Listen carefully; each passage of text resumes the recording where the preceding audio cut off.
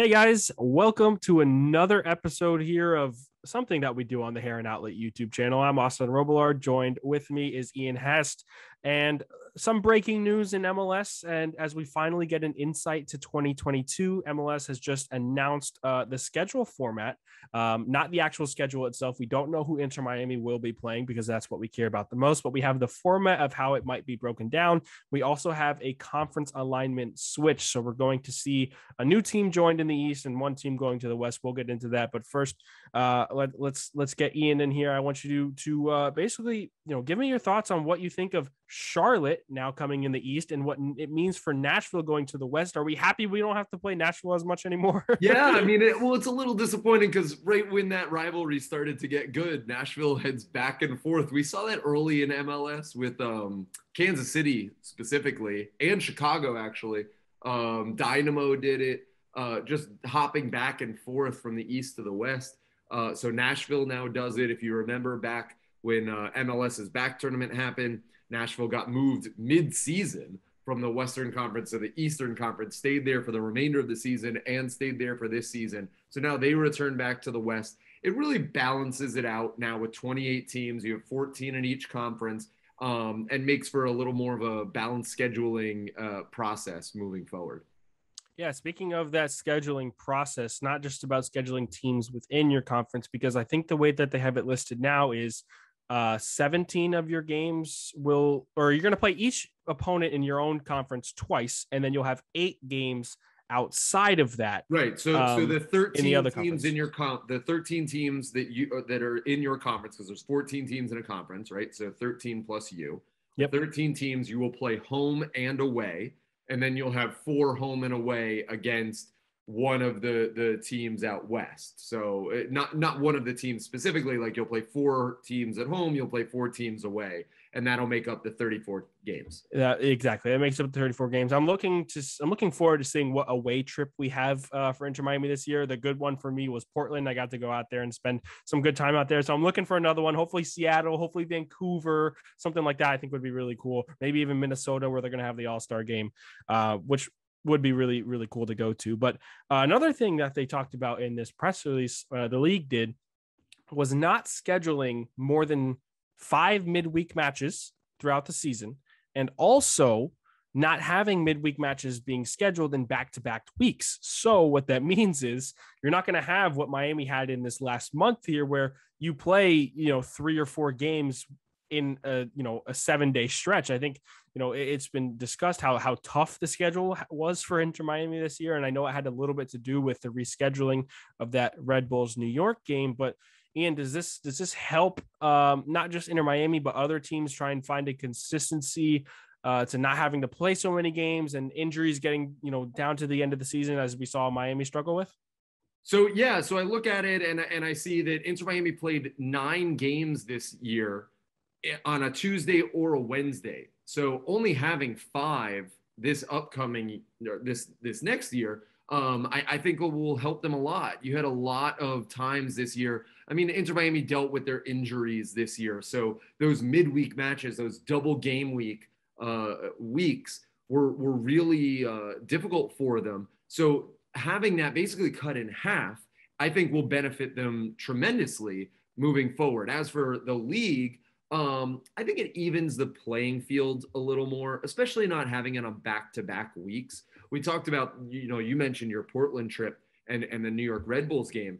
I mean, that just happened so many games in such a short amount of time. And we'll talk about the international window in a sec. But having that compacted schedule really puts a lot of pressure, not just on the clubs, but on the individual players. So I think that it'll help them out a lot. So yeah, I'm looking at it here. These last 5 games that Inter Miami have played: 4-0 to Columbus away from home on October 16th, played Toronto at home on the 20th, played Cincinnati at home on the 23rd, played Atlanta away on the 27th, and then hosted New York City FC on the 30th. That's 2 weeks, 5 games.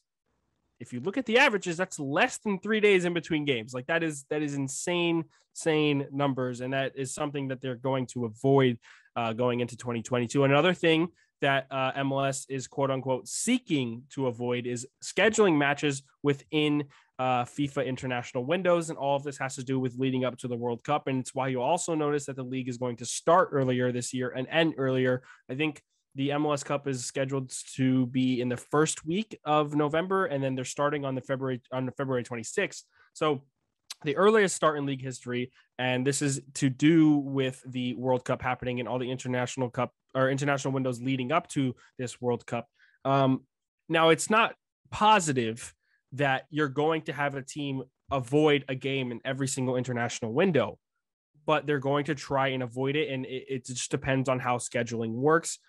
This is a really good thing, in my opinion, because we saw when Pizarro was on leave for a while in Mexico, even in 2020, there was that whole thing between Alonso and the Mexican Federation. And now with Pizarro here, you don't want to rid somebody of a chance to play for a World Cup team. You don't ever want to do that. And now you look at a guy who's been a very key part in Inter Miami this season, and Christian McCoon, who's getting his second call up to the Venezuelan national team, who's going to be a part of their plans going forward. Not saying that Venezuela is going to qualify for the World Cup, but you don't want to rid him of any chances to play for his country, and you don't want any conflict between club and country. So I think this is a really good thing. I just wanted to get your thoughts on it as well. I mean, avoiding international windows, not that is fully doable, but if it is doable to an extent, how much of a benefit can that be to clubs and players?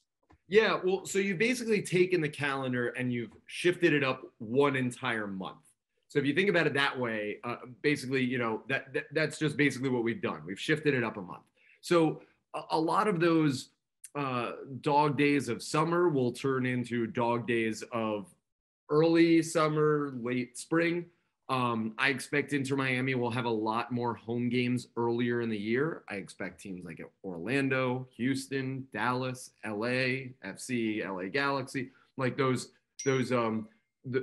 southern teams will have a lot more games earlier in the season, simply because you can't host those games in the north in late February, early March. It's still going to be too cold. And that's always been why MLS never moved to a more of an international style calendar where they go from August to May.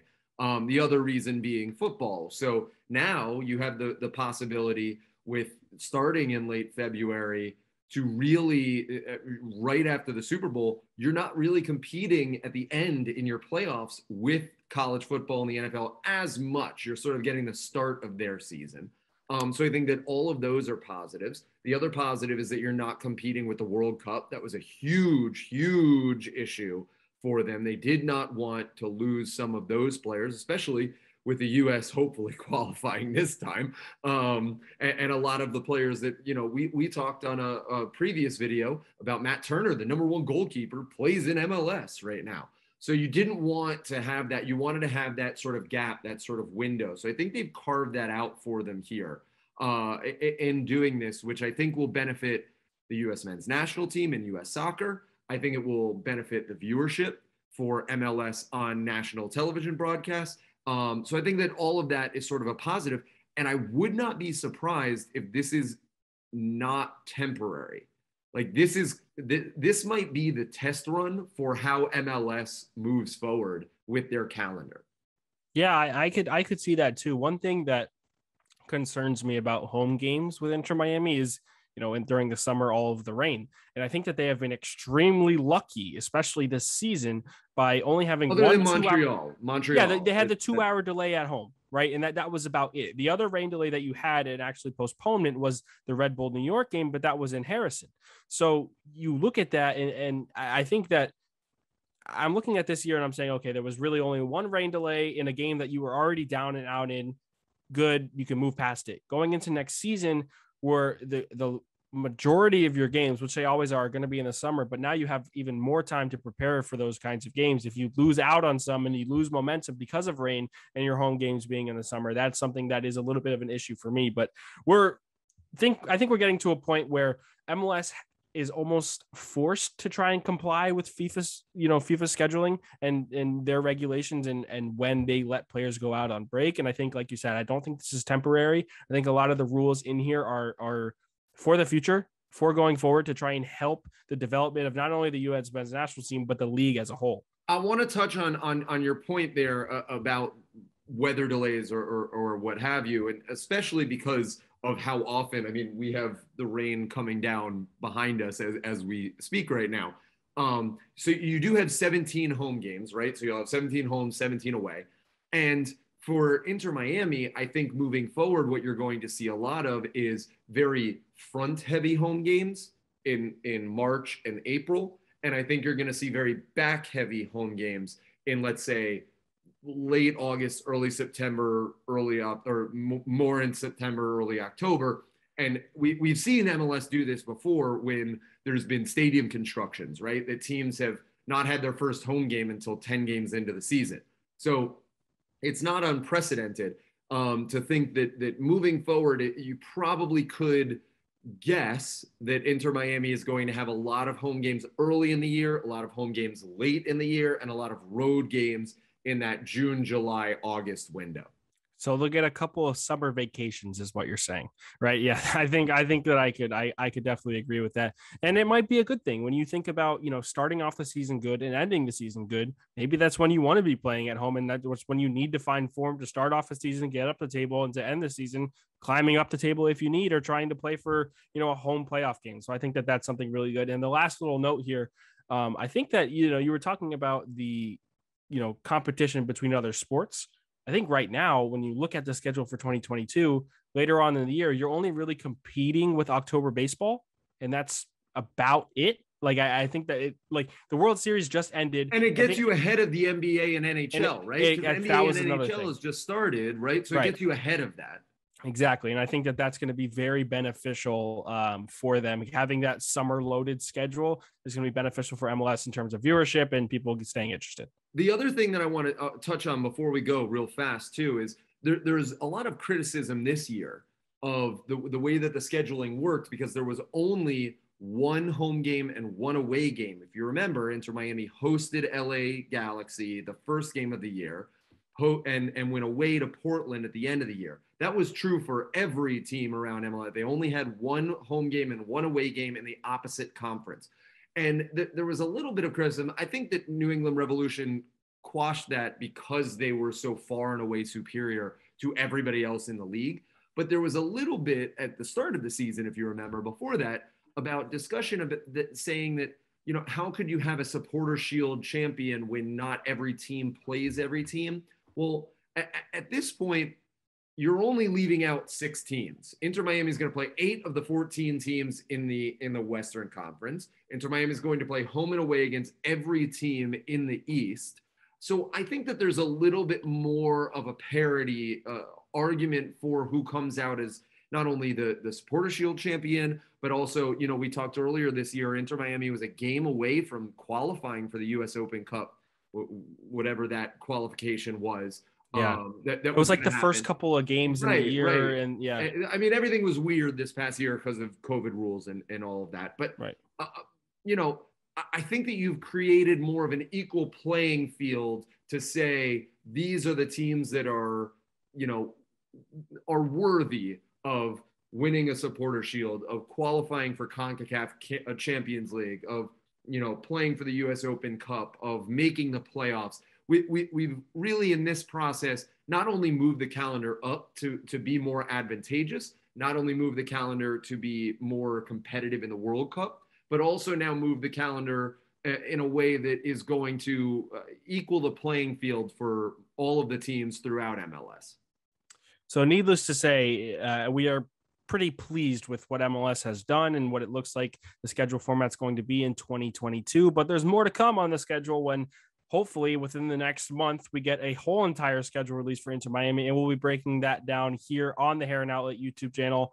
For Ian Hest, I'm Austin Robillard. Thanks for tuning in to the Hair and Outlet YouTube channel. Make sure to subscribe, like the video, comment, and share with your friends. We will be here as often as possible, but make sure you check out the podcast on all platforms every single week coming out. One more game against the New England Revolutions, and that is a wrap for 2021, but we will be here for you all the time. Thanks so much for tuning in. That has been it from the Hair and Outlet.